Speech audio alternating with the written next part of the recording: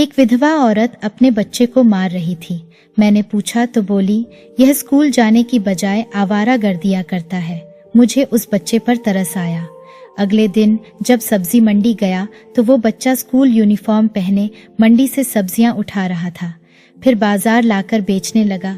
लोग उसे मारते दुत्कारते रहे। सब्जियां बेचकर जो पैसे मिले, मैं समझा कि शायद बच्चा इन पैसों से खाने पीने की चीजें लेगा, मगर मेरे पैरों के नीचे से जमीन निकल गई जब वो बच्चा एक दुकान पर जाकर बोला कि मैं अपने ही ध्यान में चलता हुआ अपने घर की तरफ जा रहा था। आज मुझे मेरी पहली सैलरी मिली थी और मैं बहुत खुश था। सोच चुका था कि इन पैसों से क्या करना है। मेरे अपने घर के हालात भी कुछ अच्छे न थे।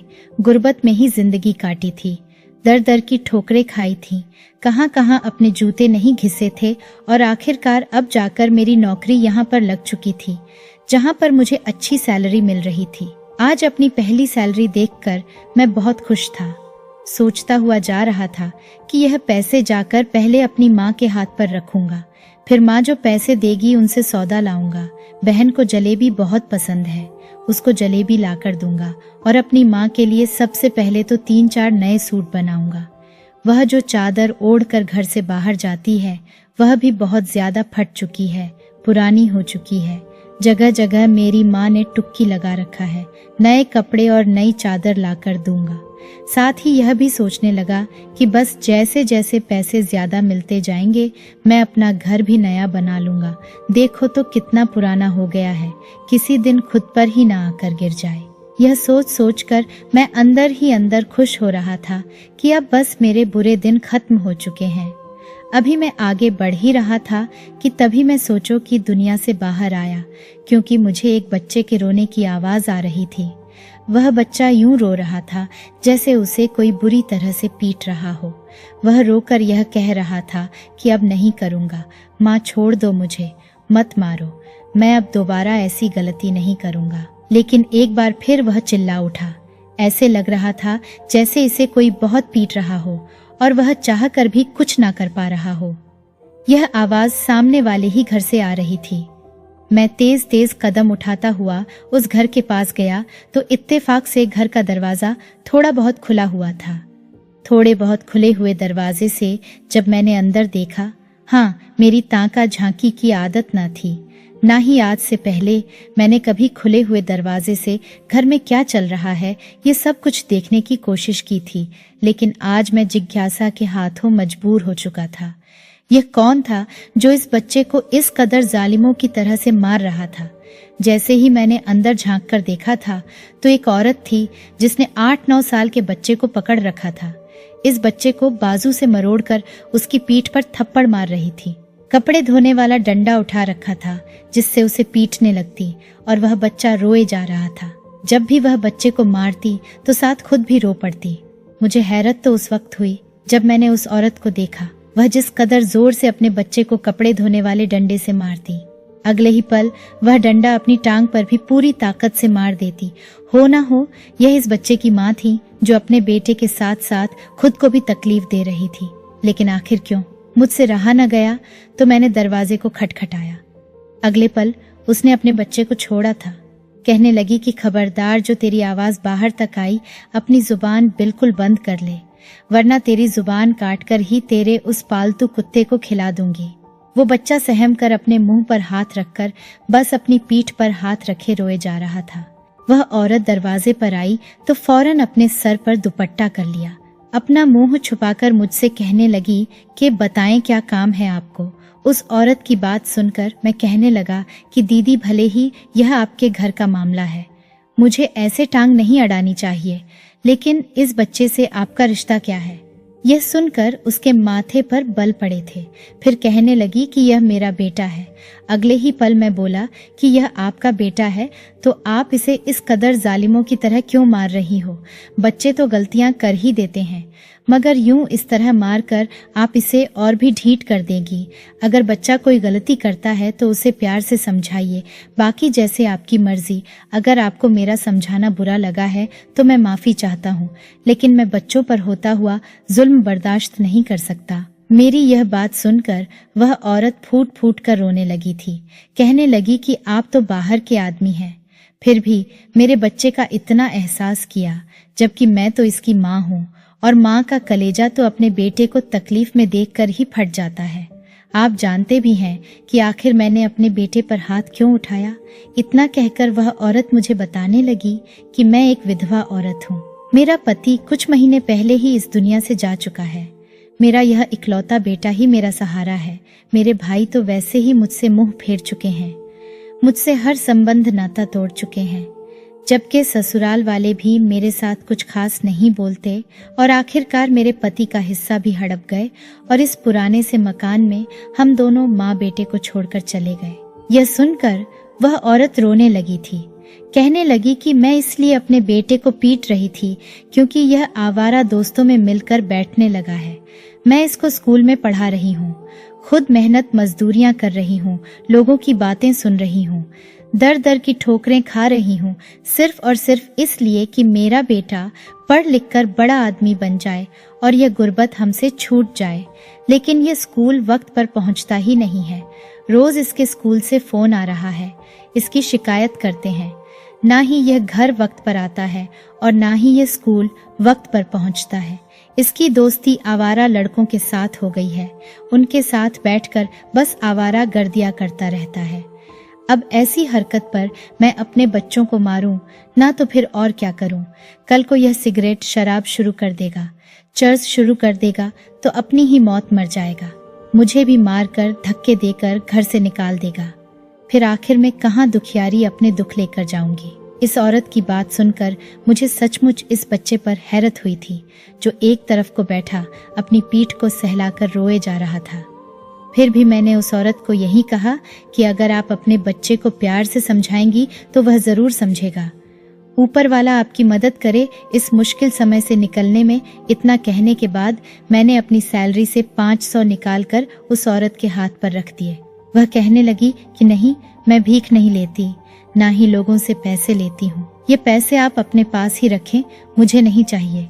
लेकिन मैं उससे कहने लगा कि नहीं दीदी, मैं आपको अपनी बड़ी बहन समझकर ही यह पैसे दे रहा हूँ। मैं भी आप ही की तरह एक गरीब घराने से संबंध रखता हूँ, इसीलिए आपका दुख समझ सकता हूँ। आप ये पैसे रख लीजिए। यूं उसने रोते हुए मुझे आशीर्वाद दिया और वह पैसे रखकर दरवाजा बंद कर लिया। उस बच्चे पर मुझे बड़ी हैरत हुई थी।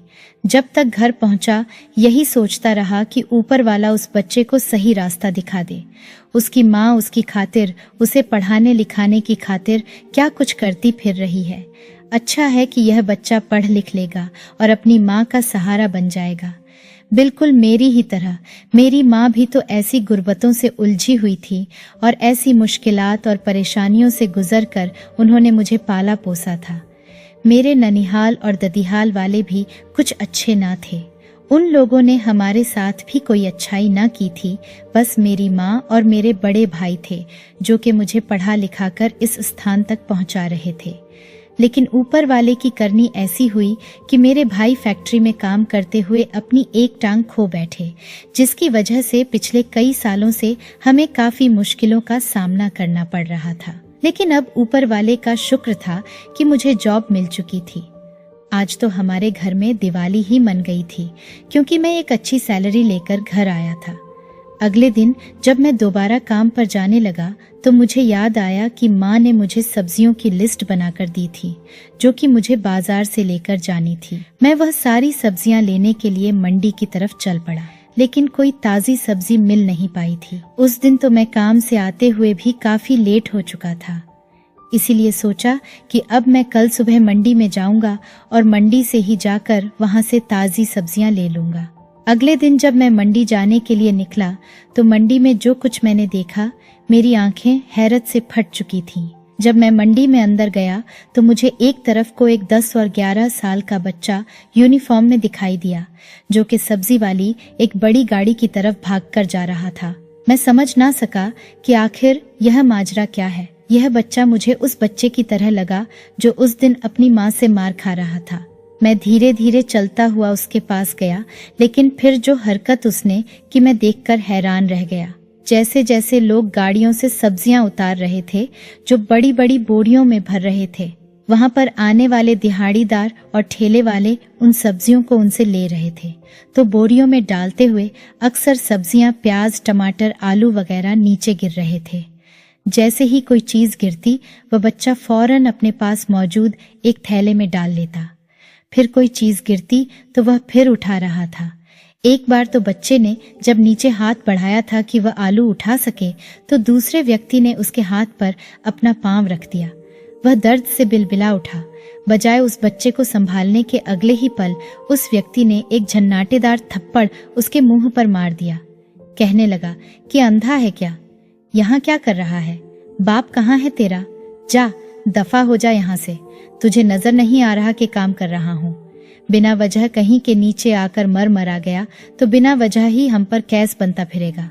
मैं खामोशी से उसकी हर एक हरकत को नोट करता रहा। जब वह बच्चा मंडी से निकल आया तो उसके थैले में बहुत सारी सब्जियां भर चुकी थीं। यूं बार बार गिरने की वजह से और सब्जियां उठाने की वजह से उसकी यूनिफॉर्म काफी गंदी हो चुकी थी। आंखों में भी हल्के हल्के आंसू थे। वह जाकर वहां एक तरफ अपनी सब्जियां लेकर बैठ गया। सारी सब्जियां उसने अपने थैले से निकालकर उसके ऊपर रख दी थीं। कुछ प्याज थे, कुछ टमाटर थे, कुछ आलू थे। एक तरफ पालक की गड्डी थी, मटर की कुछ फली थी, गोभी का एक फूल था। फिर हरी मिर्च एक तरफ को उसने अच्छे से रखी थी। बड़े बड़े रेडी और ठेले वाले बोली लगा रहे थे ताकि लोग उनसे आकर सब्जी खरीद सके। ये बच्चा एक तरफ को बैठा उन्हीं को देखा देखी बोली लगा रहा था। लोग उसके पास रुककर उसे देख रहे थे। वह अपनी मार्केट में सबसे अलग दुकानदार था जो थोड़ी बहुत सब्जी रखकर उसे बेच रहा था। सामने ही सब्जी की बड़ी दुकान थी। एक औरत आई जिसके साथ एक छोटा बच्चा था। उसने जब एक बच्चे को यूं सब्जी बेचते देखा, उसकी यूनिफॉर्म गंदा देखा और आंखों में आंसू देखे तो वह चलती हुई उसके पास आ गई। बड़े प्यार से उसके सर पर हाथ फेरा और फिर उसे गोभी का फूल और प्याज टमाटर लेकर चली गई। बच्चा खुश हो चुका था। उसने वह पैसे अपनी जेब में रख लिए। ये बात सामने वाले दुकानदार को अंदर ही अंदर जला चुकी थी। वह आगे बढ़ा और आकर उस बच्चे को गिरेबान से पकड़कर उठा लिया। उसकी यूनिफॉर्म के बटन टूटकर गिर चुके थे। बच्चा घबरा गया। शायद जानता था कि स्कूल में अगर वह इस हुलिये में गया तो टीचर बहुत मारेगी और माँ भी सवाल करेगी कि कहाँ गए तेरे बटन, आज फिर तू बटन तोड़ लाया है। जरूर आवारागर्दी करके आया होगा दोस्तों के साथ। वह इस बच्चे को थप्पड़ मार चुका था। थप्पड़ मार कर कहने लगा, दफा हो जा यहाँ से, तुझे किसने अनुमति दी है मेरी दुकान के सामने सब्जी लगाने की, चल जा, दफा हो जा। बच्चा गिरा तो वह उसे ठोकर मारकर उठाने लगा। कहने लगा कि चला जा यहाँ से वरना हड्डियां तोड़कर रख दूंगा। वह बच्चा सहम चुका था। लेकिन तभी आसपास की दुकान वाले आगे बढ़े और कहने लगे कि बच्चे पर क्यों जुल्म कर रहे हो, और इस बच्चे के पास सब्जी ही कितनी है, इसने कितने लोगों को अपने पास रोक लेना है। हम भी तो हैं जो रोज इस बच्चे को यहाँ पर आते जाते देखते हैं। बिना वजह बच्चे पर हाथ मत उठाओ। लेकिन वह बच्चा खामोशी से सब्जी दोबारा थैले में डालकर वहां से आगे जाने लगा। कुछ ही आगे गया था कि तभी एक आदमी ने उसे धक्का दिया तो वह गिर गया। सब्जी का थैला उसके हाथ से छूटकर गिरा तो सामने से गाड़ी आ रही थी जो उस थैले को कुचलकर आगे बढ़ गई। थैला भी खराब हो चुका था और उसमें मौजूद सब्जी भी सारी कुचली जा चुकी थी। वह बच्चा रोते हुए बड़ी ही बेबसी से कभी उस जाती हुई गाड़ी को देखता और कभी अपनी कुचली हुई सब्जी को। फिर गहरे गहरे सांस लेकर के उसने अपने हाथ में मौजूद पैसों को देखा और सीधा उन पैसों को अपने बैग में डालकर तेज तेज कदम उठाकर स्कूल जाने लगा। मैं उस बच्चे का पीछा कर रहा था। कुछ तो था जो उस बच्चे में आम बच्चों से बढ़कर था। वह बच्चा सीधा स्कूल गया। स्कूल में अंदर गया तो मैं भी स्कूल की छोटी छोटी दीवारों से झांककर अंदर का मंजर देखने लगा, क्योंकि यह एक सरकारी स्कूल था और काफी खराब हालत का शिकार था। दीवारें भी एक तरफ से काफी टूटी हुई थीं और गिरी हुई थीं। वह बच्चा स्कूल में गया तो अगले ही पल टीचरों ने उसे देखा। टीचर पढ़ाना शुरू हो चुकी थी। जब उस बच्चे को देखा तो अगले ही पल डंडा हाथ में उठा लिया। उस बच्चे ने बैग अपनी जगह पर रखा तो टीचर फौरन कहने लगी, लो आ गए राजकुमार, देखो तो इसकी हालत, ऐसा लग रहा है जैसे इसकी माँ सारे घर के काम इसी से ही करवाती है। क्लास के बच्चे यह सुनकर हंस रहे थे। फिर टीचर कहने लगी, देखो तो जरा, ऐसे लगता है जैसे बर्तन यही धोकर आया है। छोटे बहन भाइयों को नहला धुलाकर फिर मजदूरी भी करके सारे कामों से फ्री होकर ये स्कूल पढ़ने के लिए चला आया है। इसकी हालत देखो, कॉलर फटा है, बटन टूटे हैं, ऐसे लग रहा है जैसे कचरे के ढेर से उठकर आया है। वह बच्चा डरा सहमा एक तरफ को खड़ा था, हाथों की हथेली मसल रहा था, शायद हथेली मसल कर गर्म कर रहा था। यह बात उसके दिमाग में थी कि अब टीचर उसे मारेगी। अगले ही पल इतना मोटा डंडा लेकर टीचर सामने आई और उसे अपने पास बुलाया। जैसे ही वह बच्चा सामने गया तो टीचर पूरी ताकत से मोटा डंडा उसके हाथ पर मारने लगी। बच्चा दर्द से सिसक पड़ा था लेकिन रोया नहीं था। लेकिन जब 10 डंडे इकट्ठे उसके हाथ पर पड़े तो वह दर्द से रोने लगा। अपने हाथ को हिलाकर जैसे महसूस करने लगा कि इसका हाथ ठीक ठाक है भी या नहीं। वह रोए जा रहा था। टीचर ने उसे क्लास में सबसे पीछे बैठा दिया। कहने लगी कि तुम धूप में बैठकर पढ़ाई करोगे, तुम इस काबिल ही नहीं हो कि तुमको छांव में बैठाया जाए। पता नहीं कहां से आ जाते हैं मुंह उठाकर। बच्चा फिर भी कुछ न बोला और एक तरफ को बैठ गया। बाकी बच्चे छांव में थे और वह धूप में। फिर भी जो कुछ टीचर सबक पढ़ा रही थी वह सब बच्चों से ज्यादा ध्यान से सुनता रहा था। जैसे ही छुट्टी हुई तो वह बच्चा एक बार फिर बाजार चला गया था। बाजार जाकर वह एक कपड़ों की दुकान पर गया था।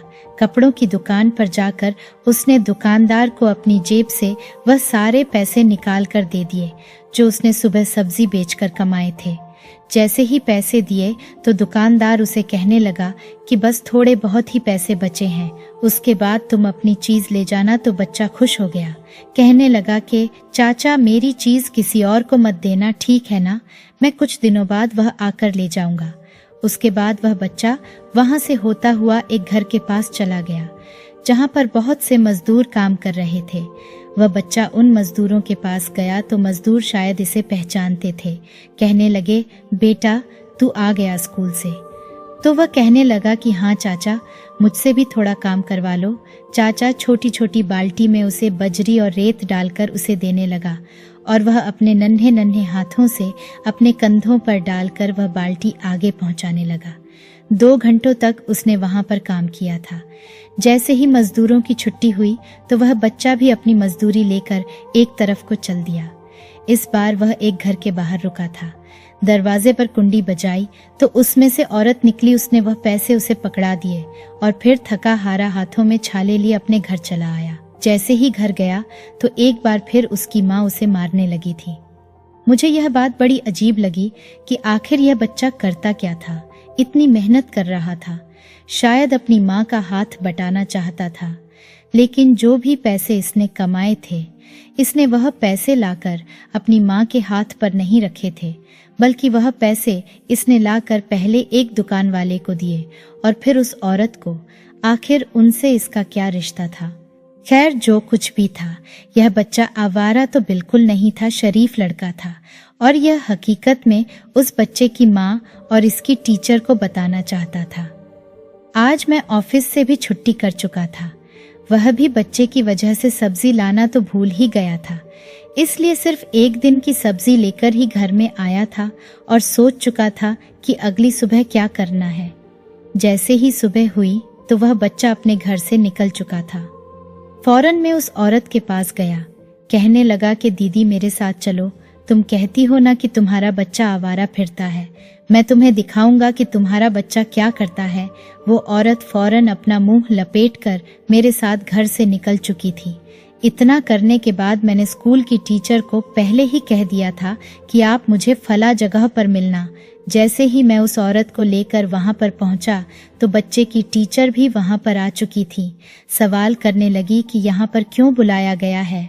मैंने दोनों को अपने साथ लिया और मंडी चला आया। एक तरफ को उन्हें दिखाया कि वह बच्चा क्या कर रहा है। आज भी रोज की तरह वह गिरी हुई सब्जियां उठा उठा कर एक शॉपर में भर रहा था। जैसे ही सब्जियां शॉपर में भर गईं तो वह उन सब्जियों को लेकर बाजार चला आया। लोग उसे दुत्कार रहे थे, मार रहे थे, लेकिन फिर भी वह खामोशी से एक तरफ को बैठा आंखों में आंसू लिए सब्जी बेचने के लिए आवाज लगा रहा था।